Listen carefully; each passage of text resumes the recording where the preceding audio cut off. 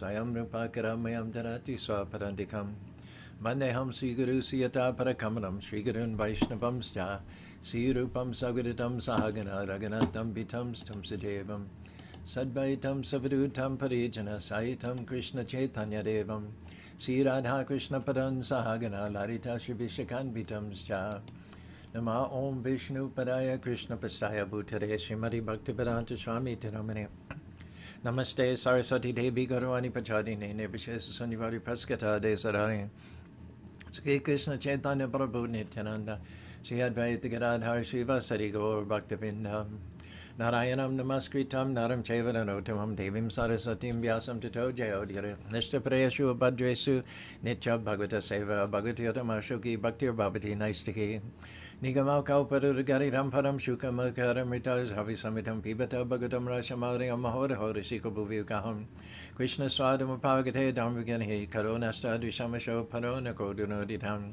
Sri Krishna Chaitanya Prabhu Nityananda Shri Advaita Gadadhar Shiva Sari Gaur Bhaktivinoda Hare Krishna, Krishna Krishna, Hare Hare, Hare Rama, Rama Rama, Hare Hare. As we're about to begin another week, a round of Motivational Monday, Transcendental Tuesday, and Wisdom Wednesday, we'd like to welcome Justin Sorensen, Manasa Ganga, Raleigh, to our little forum here, Terry and Taruni from Minnesota, and Pedro over my right shoulder, our resident Macaw, who's looking over his right shoulder back at the Sri Sri Radha Krishna Temple in Spanish Fork, Utah. And we've had some snow since we were last with you. There's just a smattering of snow on the ground, and the temperatures are quite bracing. Nevertheless, we had a good crowd at the Sunday feast last night. And similarly in Salt Lake City on Saturday night, there were about 30 people who came, right in the midst of the pandemic. So thanks to all of you who support us during this trying season, and hopefully within not too much more time, we'll be through it out on the other side. We're trying to figure out what to do for the Festival of Colors, which is generally the last week of March. Doesn't look like the pandemic will be over at that time, nor does it look like we'll be able to have any sort of a mass gathering for this second year in a row.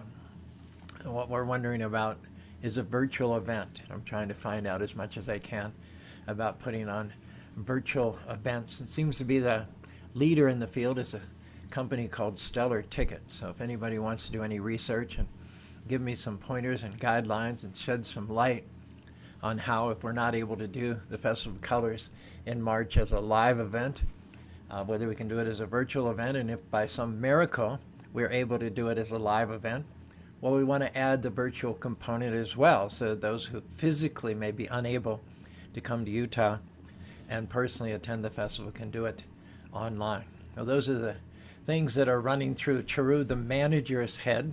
Now, Caru, the philosopher, the student of Bhagavatam, is going to launch into what will certainly be a multi-series commentary on this very, very important verse of the Bhagavatam. It's the 43rd verse, 3rd chapter, 1st canto of the Srimad Bhagavatam. Key, crucial verse. Krishna Swadama Bhagate Dhammaganisha Karo Nashta Drishamesha Puranoko Duno Ditaha. Thanks for joining us, Radhe Sham, Govinda Dev. Translation. This Bhagavad Purana is as brilliant as the sun, and it has arisen just after the departure of Lord Krishna to his own abode, accompanied by religion, knowledge, etc. Persons who have lost their vision due to the dense darkness of ignorance in the age of Kali can get light from this Purana. What's the scene here? We go according to cosmic seasons. There's like a spring season of the cosmos. Thanks for joining us, Prashant. Now we can up our game with all these links to the various verses that we quote. Thanks to Prashant joining our forum here on Monday morning. There are cosmic seasons, like we have spring, summer, fall, and winter. There are spring, summer, fall, and winter seasons in the cosmos. The first season is called the Golden Age, or the Krita Yuga, and it's 1.8 million years long. And the second season is called the Treta. It's like the summer season. It is 1.2 million long. And the third season is the bronze season, called the Dwarpa. That's 800,000 years in duration. And then the last season, the winter season, the one in which we are currently, is called the Kali Yuga. It started 5,000 years ago. And the duration of the Kali Yuga, the winter season, is 432,000 years. The combined total of all those seasons is 4,300,000 years. And just incidentally, 1,000 of those make up one day of Lord Brahma, the creator of the universe. But that's subject matter for another day and another talk. So Lord Krishna comes in his original form. He comes in every yuga. His appearances in the various yugas are called yuga avatars. Avatar meaning one who descends from the imperishable spiritual world to this perishable material world for the purpose of delivering the fallen souls. Krishna's original form, Ajopishana Vyatmad Bhutanam Ishuro Prakritim Shamadistaya Sambhavami Atmamaya. You and I, we appear due to the weight of our past karma. We're spirit souls, part and parcel of God, of the same quality as the Supreme, but because we're infinitesimal, ourselves as spiritual energy of the Lord, little particles of the Lord, can become overwhelmed. We're one energy. One energy can become overwhelmed by the other energy. So we as spirits become overwhelmed by the material energy, enamored by it, and find ourselves falling from original position in the spiritual world, encased within this material body, subject to birth, death, disease, and old age. And not only is it bad enough that we came here in the first place, but then we burrow ourselves deeper and deeper by making bad decisions, by going after the energies of the Lord rather than trying to love the Lord directly. And so our appearance here is explained in terms of karma, laws of cause and effect, action and reaction. You sow the seed, you face the deed, everything you do will come back to you. Law of cause and effect ensures the balance is perfect.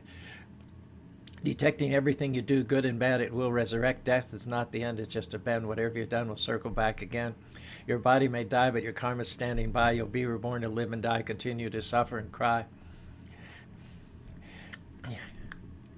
The karma will cause how you'll be reborn, comely or scorned, high or humiliated, straight or deformed, healthy or ill, long or short-lived, animal, human, sheltered or drift. As the aroma follows the flower, as heat pursues the fire, your karma will track you as soon as you leave the funeral pyre. Law of cause and effect, everything.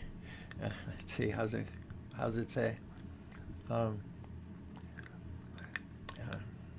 Cause and effect makes the world go round. For those going over and around, up and down, drowned by their deeds, browned by their deeds. Is there any purpose to our life on earth that we just die and continually take birth?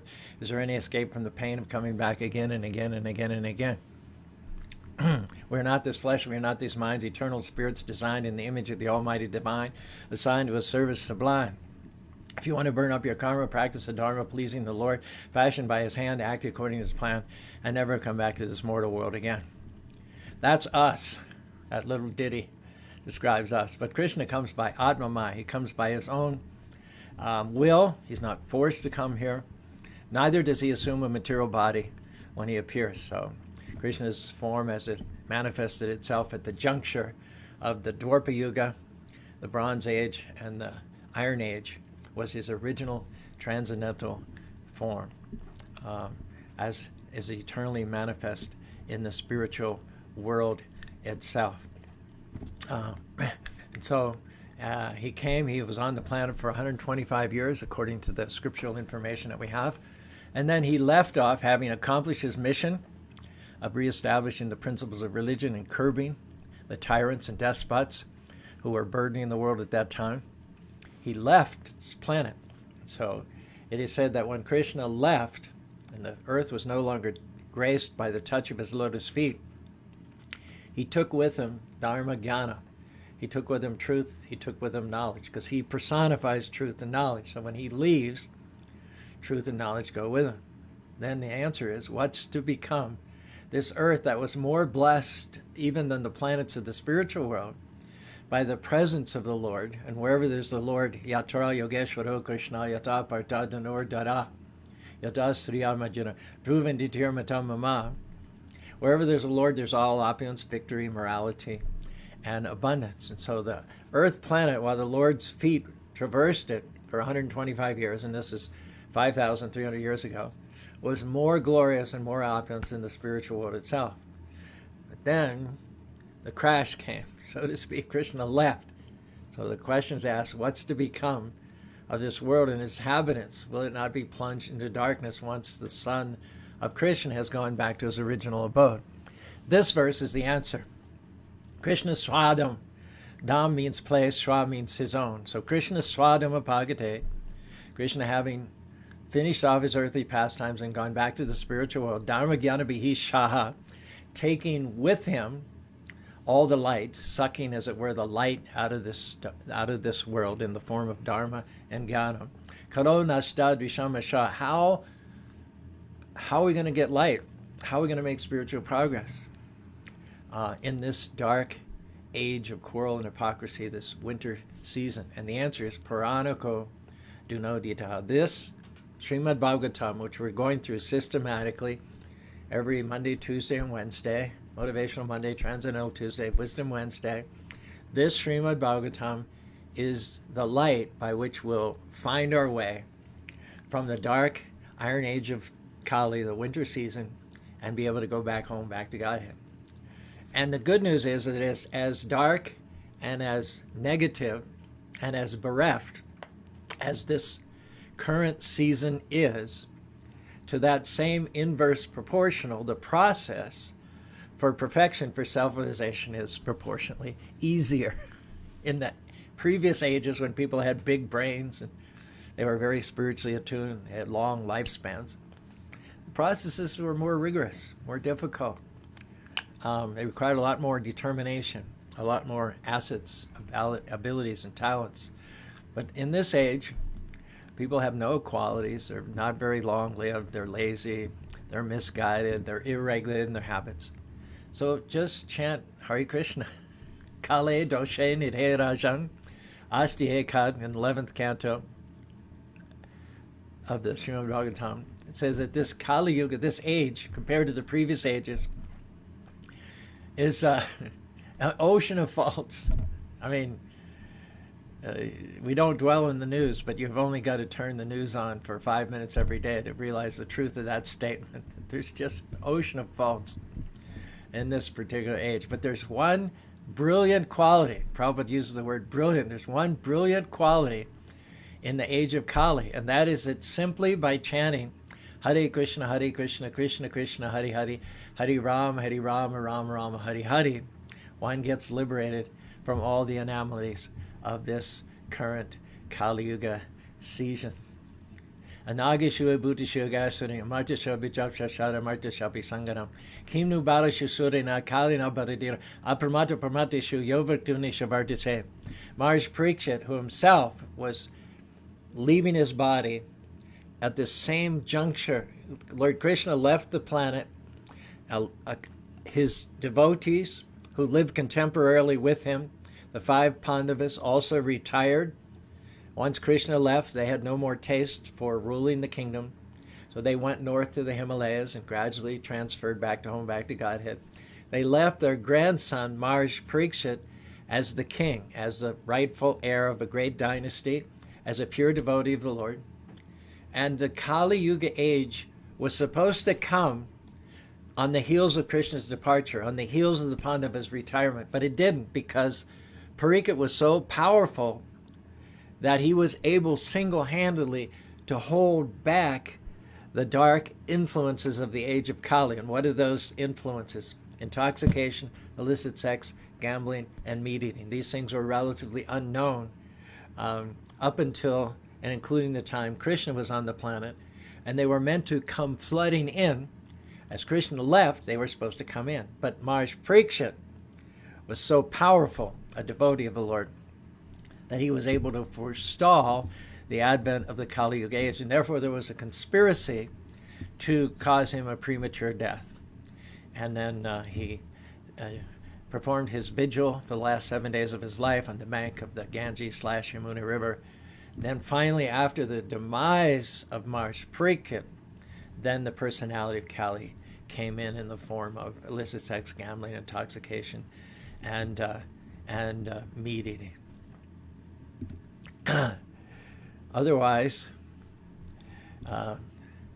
we, although plunged into this terrible age, Maharaj Pariksit declared during his last few hours of his life, he said, it's a terrible age that's coming. There's all kinds of irregularities. There's all kinds of irreligiosity. Instead of piety being the standard, sinful activities are the standard. And yet, he said, Maharaj Pariksit said, if there's a rainfall, you're going to get wet unless you're fortunate enough to have a good umbrella. So if you have a good umbrella, everybody else can be getting wet, but not you. Similarly, there's an umbrella for this age of Kali. If you want to immunize yourself from the terrible, terrible things that are going on around you, just take up this process of chanting Hare Krishna, Krishna Krishna, Hare Hare, Hare Rama, Rama Rama, Hare Hare. This is Krishna's recommendation to Arjuna and to throughout the whole Bhagavad Gita. This is our takeaway from Krishna's appearance as well as his disappearance. Now, if Krishna is, as he describes himself, transcendental, if he's appearing in his original, flawless, eternal, spiritual body, which is full of bliss, knowledge, and eternity, then we can take what Krishna says, we can take Krishna's advice to the bank. He says that in order to appear here, he does not change his body, nor does he assume a material body. It's very clear from the words of the Bhagavad Gita that in spite of Krishna's being in the material world, he has the same unborn, eternal, imperishable, changeless body of bliss and knowledge, even while in this material world. His appearance here and disappearance, in fact, is likened to the sun's rising and setting. The sun doesn't actually rise and set when you think about it. It's the earth that's rotating. The sun is a stable, the sun is a constant. It's not going up and down. But due to our limited vision, we perceive the sun as rising and setting. We describe the sun as rising and setting. We talk about it appearing and disappearing. But actually, when the sun is out of sight, it's still existing. It's just out of sight. That's all. It hasn't risen, hasn't set, it hasn't appeared, it hasn't disappeared. Hello, it's the sun. None of those adjectives accurately describe the sun, but what they're actually describing is our limited position with respect to the sun. The sun is always in a fixed position, but owing to our defective, insufficient senses, we calculate the appearance and disappearance of the sun in the sky. Similarly, the Lord's appearance and disappearance is like the sun. Ramadi Murtishu Kala Nimena Tishtan Anavataram Akaroda Kintu Krishna Soyam Samavat Param Punyo Govindamari Purusham Tamahang Bhajami. The 39th verse in the 5th chapter of the Brahma Samhita, the poem penned, crafted by the creator of the universe, Lord Brahma. Thanks, Sanjay, for joining us. Thanks, Prashant, for coming up with all those quotes. Sundari Priya, glad that you were able to jump on board. Dira Das, Govinda Bhakta. Radhe Sham has a question, which we'll address at the end of this. Rupa Manjari, Amit Kumar have joined the ones that were with us from the very, very beginning. Justin Sorensen. This verse from the Brahma Samhita says that the appearances and disappearances of the Lord are pre-scheduled. Just like if you want to know when a certain TV show comes on, you consult the TV guide the next Wednesday evening at 7 o'clock, this show. And lo and behold, if you turn your TV on and you go to that channel at that time, it will be as it had been predicted.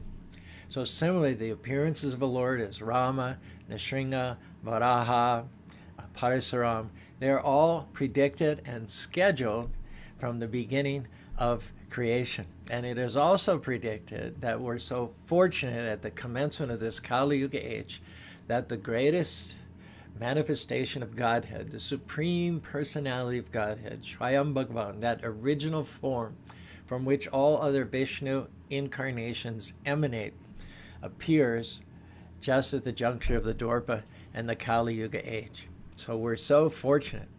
But all those other incarnations, the Yuga avatars, the Purusha avatars, the Leela avatars, they are all manifestations of the Krishna form.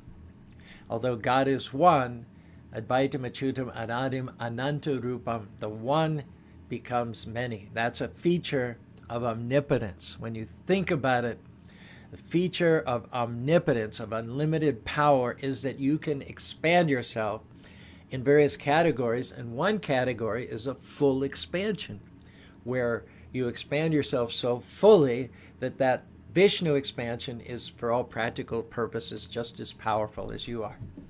Prabhupada called this transcendental math.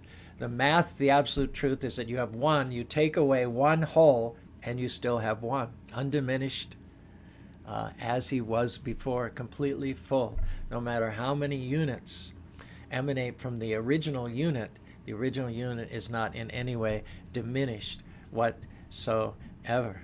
The example is given of the Vaidurya stone.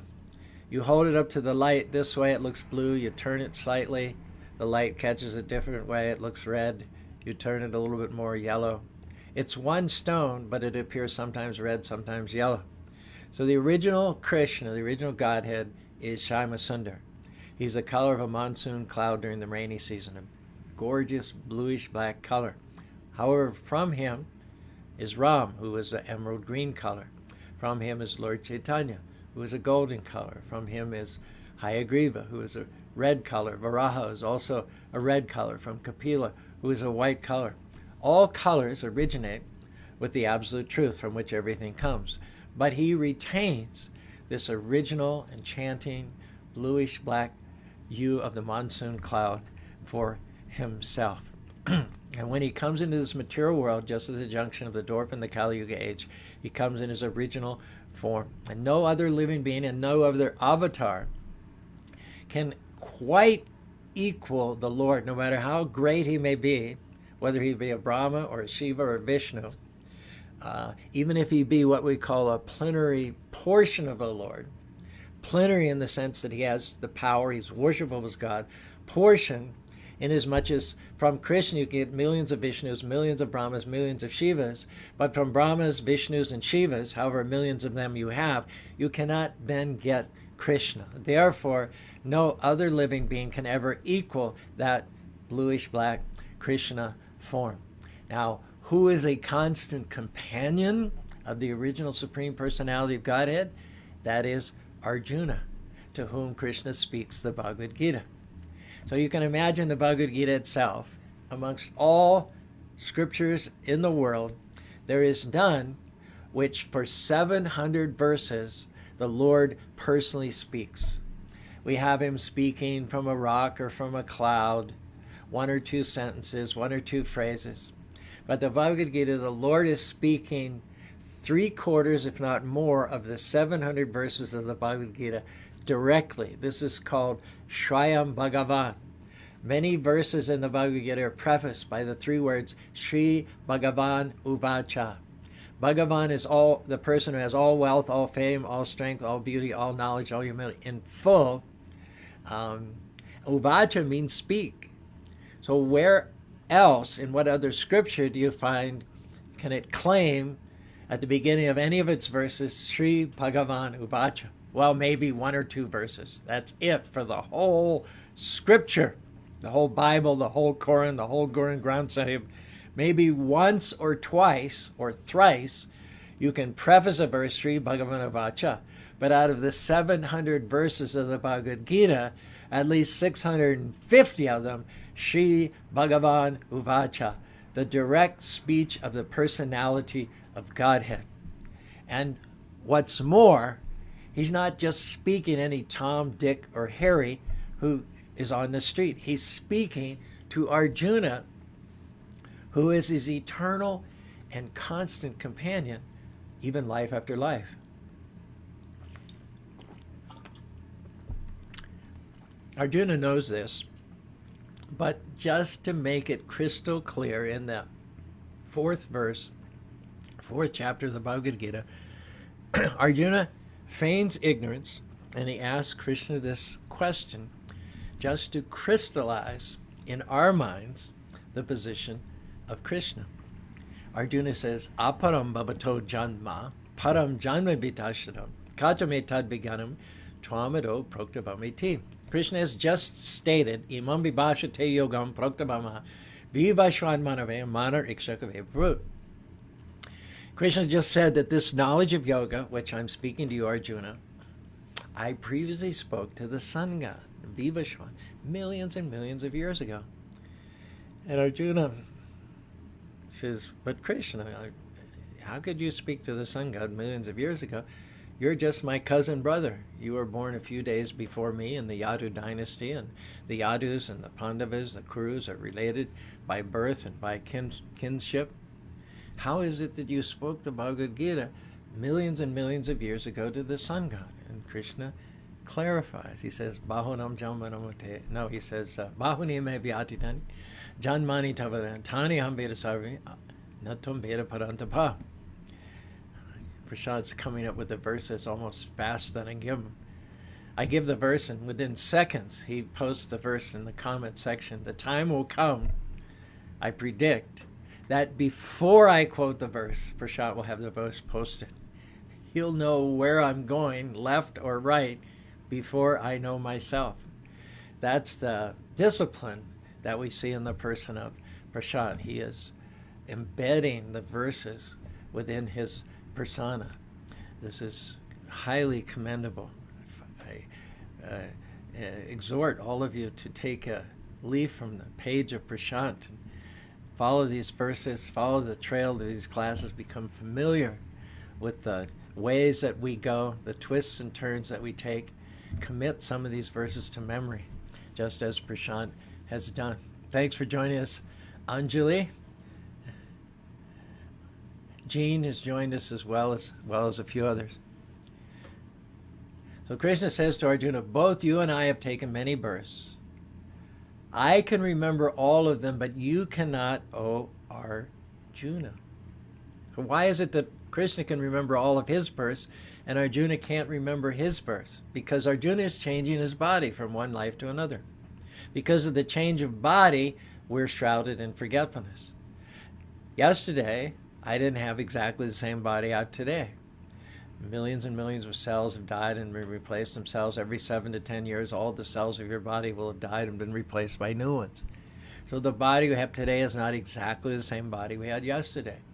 The body we had a week ago is significantly different from today's body. The body we had 6 months ago is significantly different. Therefore, if you ask me what I was doing a week ago at this time, well, that's easy. I was doing Motivational Monday. But if you asked me, what were you doing a week ago at 9:15 Utah Standard Time, I would be hard-pressed to give you a specific answer because of the change of body. Although Arjuna is a constant companion of the Lord, he takes birth, life after life with the Lord, because Arjuna changes his body. He doesn't remember everything. And because the Lord doesn't change his body, because he's in his original transcendental form, which is not covered by matter, not affected by time, he remembers everything. He holds everything in his hand, just like a child would hold a fruit. Now, Arjuna is simply putting this question before the Lord as an attempt by Arjuna to defy the atheistic attitude of persons who consider Krishna to be an ordinary human being, who speculate that Krishna appeared and assumed a material body. If Krishna appeared and assumed a material body, a body of flesh and blood, then the Bhagavad Gita has no special significance. It's just like another speculative work by another mundane scholar. We have to understand the special position of Krishna in order to get the benefit of the Bhagavad Gita. I'm reminded of a time many, many years ago, before we built this Spanish Fort temple that you see behind me. We were preaching out of a log cabin, having our Sunday feasts in the living room, and the Sunday lectures and kirtans in the living room on the ground floor, and then we go down to the full-length basement for the prasadam. And we did that for 14 years before we ended up building this temple in Spanish Fort. So this was at a particular time, probably around, 1995 or so. And we we had the idea of building this temple. We acquired the land on which this temple sits, the additional land. The original land with the radio station was 5 acres. And then we acquired an additional 8.5 acres on which the temple sits in 1991. So somewhere around 1994, 1995, we wanted to find an architect to help us present plans, formulate and present plans for approval to build this temple. And we were having trouble. There were a number of members in the Indian community who felt, when we asked them, they said yes. They felt that it was their obligation to do some pro bono work in order to build what would become the first Hindu temple in America. But when we actually, a year after that, we still hadn't seen anything being done. So although on one level they were willing to do the work, they were also busy with other fundraising projects. And this was so much on the back burner that 1 year went by and nothing was done. So we were looking for an architect and getting a little bit frustrated in the process. So I remember Dharmaraj, our dear friend, an attorney in Salt Lake City, invited me one time to come up to Salt Lake City and meet some people with whom he regularly associated. We were scheduled to sit down in a park somewhere, Liberty Park, I believe, and exchange views. And basically he gave me a heads up. He said, most of these people are impersonalists. They believe that God and the living being are one. And if they were pressed, they would believe that Krishna took a material body. He was subject to the same defects as we are, and therefore his Bhagavad Gita would be a work of relative knowledge, not absolute, not liberating, not emancipating for the soul. So he gave me a heads up that these people were impersonalists, and I took that under consideration. So we sat down in a circle, and Dharmaraj wanted everyone to say 2 or 3 sentences to describe where they were spiritually. And this was also by way of further warning me what I was in for. Because we're personalists. Most of the world, the fact be known, are impersonalists. They believe in the oneness of God and the living being, which is a highly offensive posture to take, to reduce the stature of God to our level and at the same time simultaneously inflate our stature to come up to the same level of God is highly offensive to the Supreme Personality of Godhead. Because the fact of the matter is he's infinite. When he comes to this material world, he comes in his self-same body. He's not affected by matter, and we are. Anyway, so we went around and everybody described where they were spiritually. There was about 20 people there. And they were supposed to have a minute or two. Some of them took 5, 6, 7 minutes to talk about the yoga they did and their spiritual practices and how they hoped to attain oneness and to merge in the body of the Lord. Others felt that they had already attained that, and so on and so forth. And then it came time to me, and I'm supposedly the guest of honor, and I'm dressed in a kurta and a dhoti with tilak. And I said, according to the Bhagavad Gita, and immediately they laid into me. I hadn't said even a full sentence, and they started immediately attacking me for my personalistic point of view. Who do you think you are? You say that everybody has to accept Krishna as supreme. You're no better than the Christians who say your way is the only way, everybody else is wrong. And I hadn't said any such thing. I had no intention of saying such thing. We don't even believe that. But we just repeat what Krishna said according to the Bhagavad Gita. Krishna is putting bhakti, he's putting surrender. He's asking us to take the position of Arjuna, to whom the Bhagavad Gita was spoken, and to receive what is infallible, imperishable, transcendental knowledge, which the Lord delivers after having taken the trouble to personally descend from the spiritual world. And so if you miss that, we consider that there's no greater tragedy. So not only was I not able to articulate it, but after just 3 words, all these assumptions and grudges and really, I have to say, envy that we don't want to accept that there's a greater being than us. We don't want to have to be told to surrender to a higher authority than my own mind or my own speculation. So I was shut down without even having a sentence. And I was just thinking, why did I come up here, drive 100 miles round trip to meet with these people just in order to hear blasphemy about Krishna? I was just baffled. And I know that Krishna has a purpose behind everything. So I was just trying to figure out, what was your purpose, Krishna? So I said 3 words.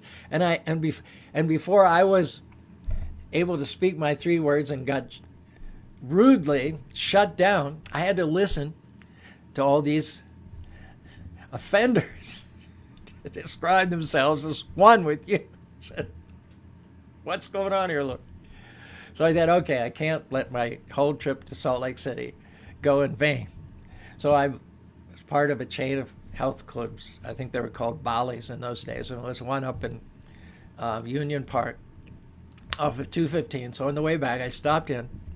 I said, at least I'll get some exercise for my trip. There was no branch in Utah Valley at that time.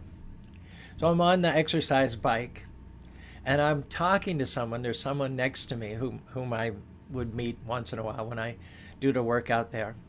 And he was asking me, what brings you to Salt Lake City today? I was venting somewhat my frustration about how we had announced this project of building a beautiful world-class temple in Spanish Fork, Utah. And we'd originally had some commitments from some architects from the Indian community, but a year had gone by, nobody had done anything. They were just paying lip service. They didn't really knuckle down to do the work. We had no drawings, nothing to show for it. And I was just getting a little frustrated. A fellow named Will Hogg, who was on 2 or 3 bikes down to our right, to the right of the person whom I was soaking to, came up to me, took the bike to my left, and said, I'm really sorry. I apologize for having eavesdropped on your conversation, but I couldn't help but hearing that you need an architect for a temple that you want to build in Spanish Fork. I am an architect, and I would kill for the opportunity to build this temple. So then I said, aha, now I see it. And in fact, his firm, Conley and Associates, who are based on Highland Drive, became the architects for the temple. Things moved at a vigorous pace from then on. We broke ground in 96, we started construction in 98, and we opened this temple in 2001, thanks to the inscrutable arrangement of the Lord, who descends to reclaim the fallen souls and to reestablish the principles of religion which are directly enacted by him. You cannot dismiss or minimize or wipe off the table the Word of God.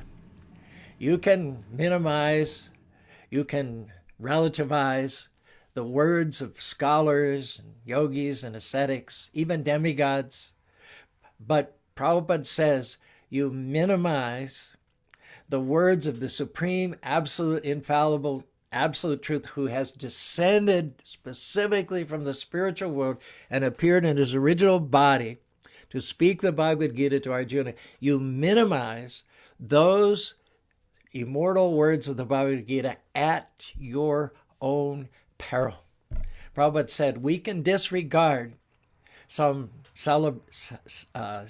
what do they call them, celebrities or politicians or great personalities of this material world with no reverse consequences, but you cannot disregard the words of the Supreme Personality of Godhead without being thoroughly condemned, because he's the one, having created us, who establishes our purpose for being here. He gives us our mission, and nobody else can substitute or fulfill that role. And therefore, Prabhupada says, real religion means to know God as enunciated, as he describes himself in the Bhagavad Gita and the Srimad Bhagavatam, to know our relationships with him and our duties in relationship with him, which are also amply described. Bhaktya mama vijanti yavanyastari yatotam vishate tad anantaram. Our duties in reciting and to know ultimately our destination after leaving this material body. Mama petu punarjama dukali masa napnavantima samsirim parimam gatim.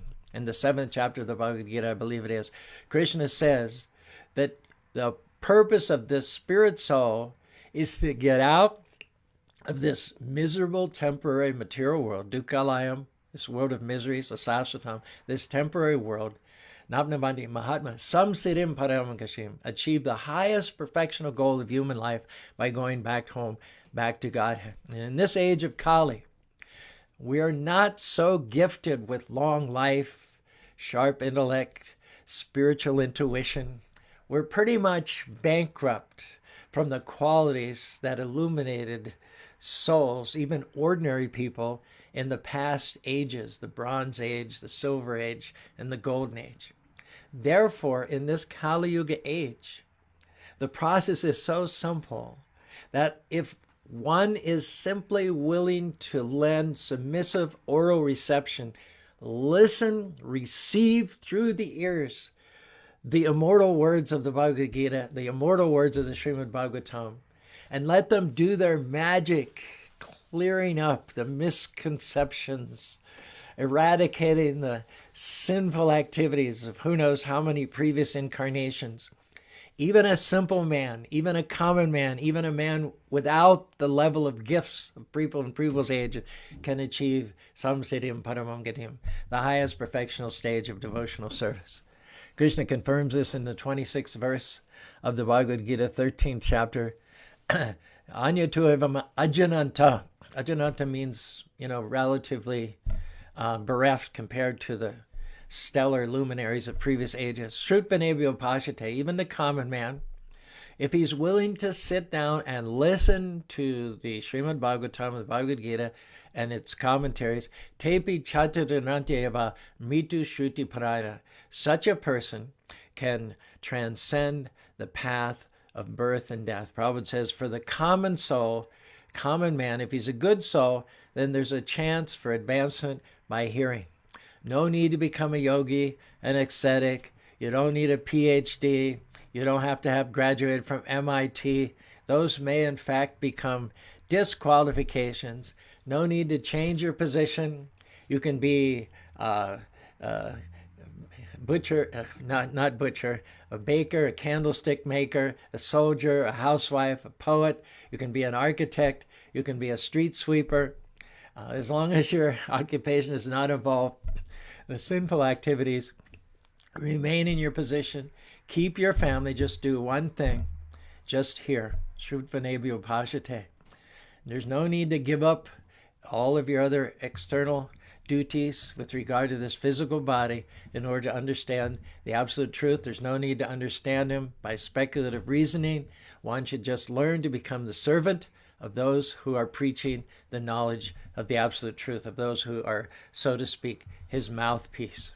Prabhupada says, although the common man is often not as capable as so-called philosophers, faithful hearing from an authoritative person will help one to transcend this material existence and go back to home, back to Godhead. So thank the Lord that although this is the darkest and most materialistic age in the cosmic calendar, it has one brilliant quality, which is that simply by hearing Hare Krishna, Krishna Krishna, Hare Hare, Hare Rama, Rama Rama, Hare Hare, from the lips of realized souls in disciplic succession, and further understanding the features, qualities, and attributes and unlimited mercy of the Supreme Personality of Godhead from the Bhagavad Gita, which are his direct words spoken to his most intimate associate, even such commoners as ourselves can achieve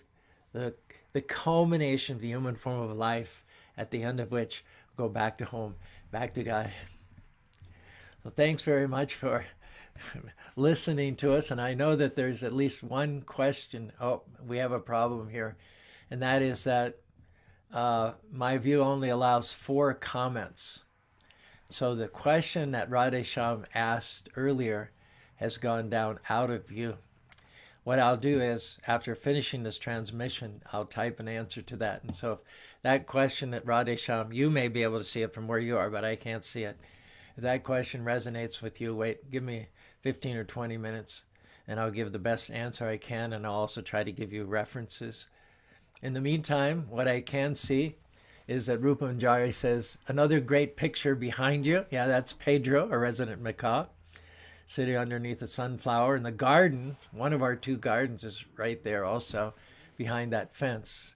All kinds of melons, zucchini, green peppers, tons of tomatoes. Our crops this year were just unbelievable, mind-boggling. And you know what we've done this year to get even more abundant crops next year? This 200,000 gallon lake that we've had for accommodating the fish had not been, there's sediment, there's fish poop and all kinds of things that have settled in the bottom, and it had not been pumped out for 20 years. So there was about 3 or 4 feet throughout the entirety of the lake, which was the best compost, the best fertilizer in the 3 worlds. This sediment, which is rested and made a silt in the last bottom 3 feet of the pond, is like the most nutrient-rich fertilizer and organic that you could possibly have. So we hired a pump, and for every day for a week, for 2 or 3 hours, we pumped the sediment out of the pond.